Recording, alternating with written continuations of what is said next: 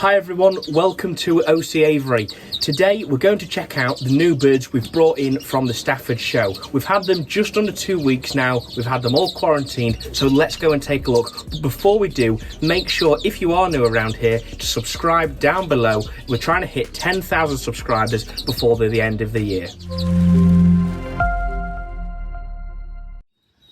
We're going to begin with the British birds, and that is a greenfinch. Now, we've brought in a 2021 bred greenfinch cock from Shane Evans of Direct Bird Products. I'll leave a link in the description to his YouTube channel, and it's a really nice cock bird. Definitely a yellow bird, lovely shape to it, great feather, and it's just going to be a really important bird going forward for us. It's going to add a lot to the stud, and obviously with it being an outcross from the same line but just further related, it's going to help bring in those good qualities which Shane's stud has, and hopefully bring those to my stud and help us on the show bench in the coming years.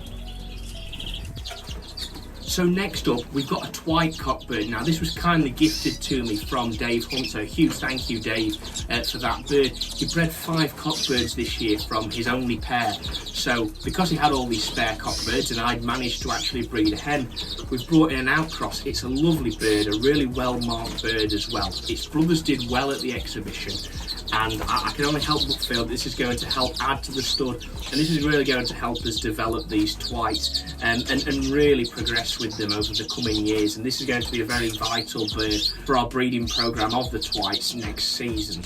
I can't quite make my mind up whether it's a yellow or a buff, but either way it's a lovely bird to have in the shed. Now, we have got a new species here today which we brought in from Stafford, and that is actually a linnet. Now, I had the opportunity to bring in a current year linnet cockbird. We've put him in with the Twites at the moment. He has settled down a lot more. We did put him in with a particular bird we were going to mule or hybridise with him, but they weren't quite getting on it to begin with because they were in a somewhat smaller cage than ideal. So he's gone in with the Twites. He's a lovely bird. He's a buff bird, but he's very well marked, and I have been told by some judges that he is one of the better examples of a buff Twite cock they've seen, and it has even got a little bit of red coming through on the chest, which is rather unusual for those in captivity. Now, it is a closed rung bird. I've checked it also, it is completely legit, captive bred and everything, so looking forward to having him on board for next year.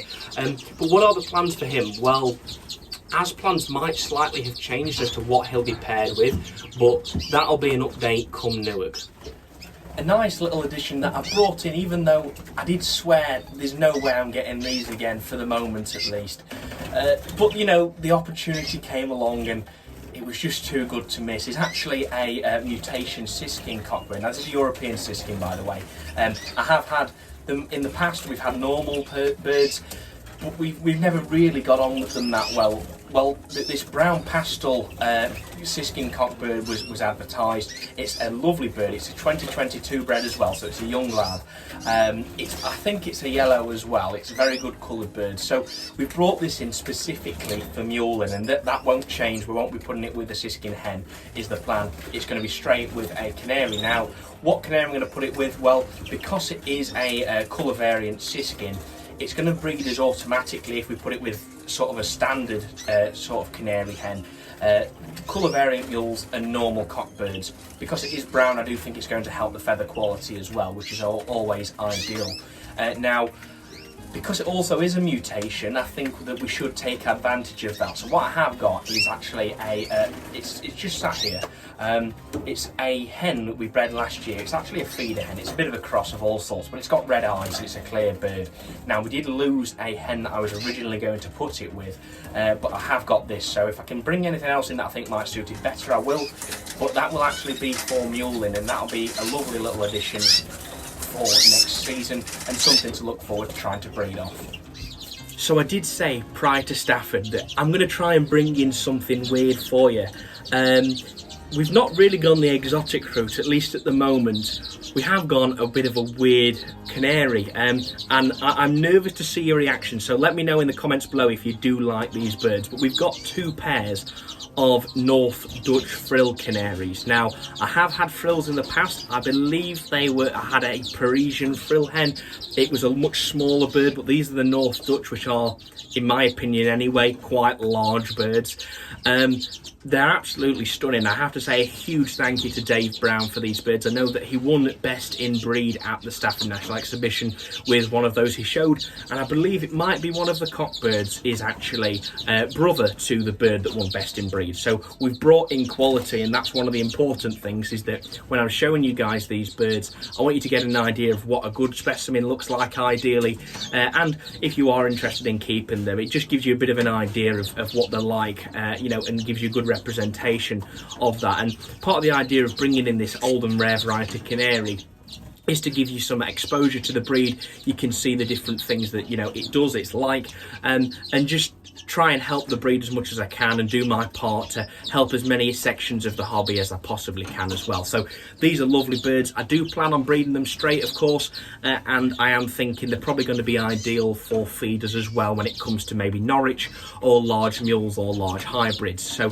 I am really looking forward to these. Now we've got I think it is 3 clear birds. I think we've got 2 sort of yellow clear birds, a buff clear, and then we have actually got I think it would be classed as a ticked white frill as well. Lovely birds, and once again, huge thanks goes out to Dave Brown for those. So huge thank you, mate, really appreciate it, and let me know what your thoughts are on these guys in the comments down below. So the final new addition is a really interesting story, at least I find it interesting. We've got a yellow mosaic hen up here that I've actually put the Siskin cockbird with as well, just because I can't really decide what I'm going to pair it to, and I want you guys to have a bit of an input on that. But so we brought in this yellow mosaic hen by accident, basically. I was up on the balcony at Stafford, I'm looking around birds, I'm filming some exotic finches at the good time, I think it was Gouldian finches, and I'm stood next to a chap who I've later found out is called Gary, so huge thank you to Gary for this bird. I don't have your surname, mate, but thank you. And this bird landed on top of his head. It clearly escaped from wherever, you know, someone had it slipped out of their hand as they're transferring it, and it was flying around the show hall. It just happened to land on this guy's head who was stood next to me, Gary. He caught it, grabbed it, looked in his hand and went, "Yellow mosaic hen." And I went, "I've got an empty cage here if you want to put it in there." And he was like, "Yeah, all right."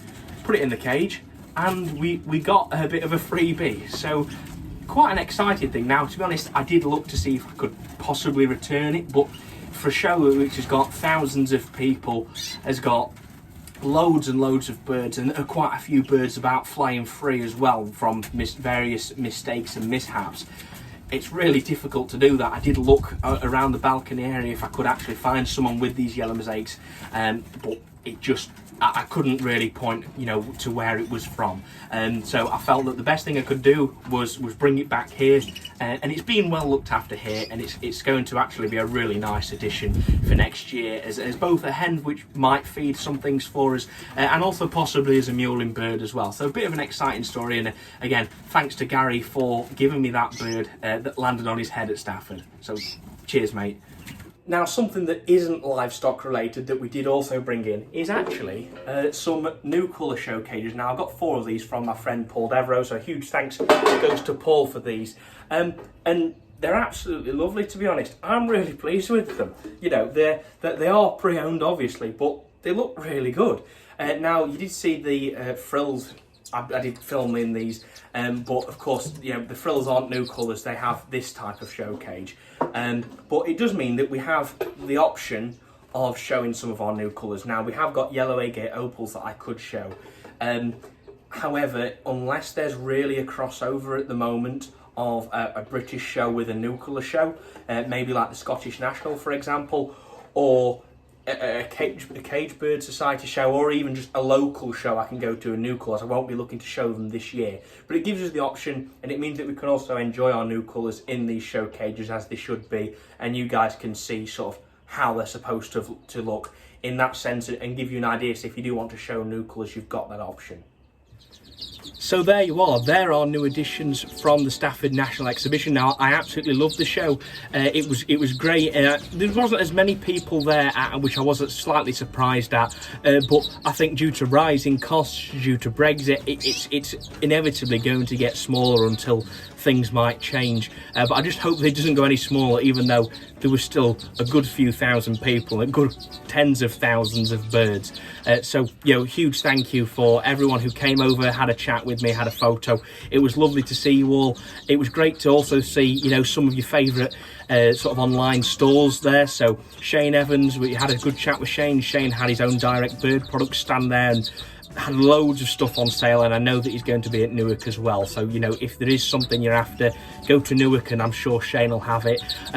We also saw Sam from Sam One Bird Products, who we've recently purchased or ordered some flight cages from for the new bird room, and that's another project we're working on. So do make sure, if you are interested in seeing that, come along. You'll see that from next Friday. We have got another video coming out as a part 2 of building the new bird room, so make sure you subscribe for that as well. So absolutely loved the show, love seeing so many people there. There were some great birds on both sale and show as well. And of course there was the OC Aviary display aviaries as well. Many of you did enjoy. We had the finches there, we had some song thrushes there as well, which obviously aren't mine, I borrowed from George Lloyd's, and we had some red poles there as well, and I know a lot of people have really enjoyed seeing that. I had quite a few questions on them as well, so thank you all for coming along to see those as well. So if you are new around here and you'd like to see more episodes from OC Aviary, make sure to subscribe down below so you don't miss any more future content. Next time